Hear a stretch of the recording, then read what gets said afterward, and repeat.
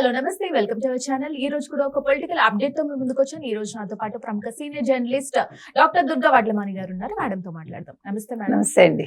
Madam, విద్యాశాఖ మంత్రి నారా లోకేష్ గారు మరొకసారి తన గొప్ప మనసును చాటుకున్నారంటూ నెట్టింట్లో వీడియో వైరల్ అవుతుంది. అలాగే జన్యుపరమైన వ్యాధితో బాధపడుతున్న పునర్విక, కర్నూలుకు చెందిన అమ్మాయి, తను 16 కోట్లు అవుతుంది ట్రీట్మెంట్ కి అని చెప్పి విరాళాల కోసం సోషల్ మీడియాలో చాలా వీడియోస్ వైరల్ అవుతూ ఉన్నాయి. సో దానికోసం చూస్తున్న తల్లిదండ్రులు నారా లోకేష్ గారికి ట్యాగ్ చేయడం వల్ల ఆయన స్పందించడం, ముందుకు రావడం నిజంగా అందరూ ప్రశంసల వర్షం కురిపిస్తున్నారు. దీని గురించి ఏం చెప్తారు మేడం? పునర్విక చిన్న పాప.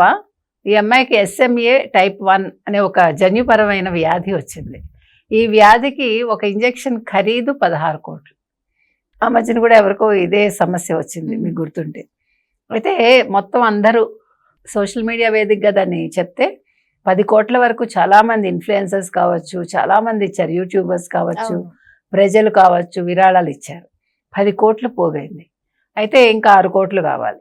సో ఏం చేశారు వీళ్ళు, ట్విట్టర్ వేదికగా అతనికి ట్యాగ్ చేశారు. ఎవరికి? లోకేష్కి. లోకేష్ వెంటనే స్పందించి 6 కోట్లు నేను ఇస్తాను అన్నారు. అది కూడా నా దుడ్డే అప్ప అని చెప్పాడు ఆయన.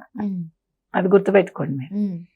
అర్థమైందా? ఆ రోజు నా దుడ్డు, నా టికెట్ అని చెప్పారు కదా, నా ఇది అని. అట్లాగే ఇది కూడా ఆయనే ఇస్తున్నారు. నెంబర్ 1. ఒకవేళ ఇది ఈ నా దుడ్డు అనేది గవర్నమెంట్ తరఫున కూడా ఇవ్వచ్చు, తప్పులేదు. ఆరోగ్య శాఖ ఒకవేళ తీసుకుంటే వాళ్ళ తరఫున కూడా ప్రభుత్వ సాయం కూడా చేయొచ్చు, ఏమీ తప్పులేదు. కాబట్టి ఒకవేళ అది ఆయన దుడ్డు అయినా, ఆయన దుడ్డు కాకపోయినా కూడా దాని మీద ఎవరు కమెంట్ చేయడానికి లేదు. నేను అది చెప్పొచ్చా. ఆ తర్వాత ఆ పాప నిజంగా అదృష్టవంతురాలు. ఎందుకంటే 16 కోట్లు, అసలు మనం 16 లక్షలకే మనం ఆశ్చర్యపోతాము. 16 కోట్లు అనేది అంటే ఆ పిల్ల ఎంత అదృష్టవంతురాలు.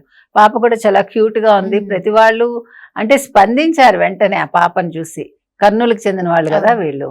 ఇక్కడ ఏ ప్రాంతం అని కాదు, ఒకవేళ హైదరాబాద్ లో కావచ్చు, లేదా తెలంగాణలో ఎక్కడున్నా ఎవరికైనా కావాలన్నా ప్రతివాడు స్పందిస్తారు, హృదయం ఉన్న ప్రతి వాళ్ళు కూడా. అందుకని వాళ్ళ అమ్మాయికి వెంటనే ఆ ఇంజెక్షన్ ఇచ్చేస్తే ఆ పాప చిరకాలం జీవిస్తుంది, ఇంకా ఎటువంటి అనారోగ్య సమస్యలు లేకుండా హ్యాపీగా ఉంటుందని అనుకుంది. త్వరగా ఆ పాప కోలుకోవాలని కోరుకుంటున్నాను. ఖచ్చితంగా.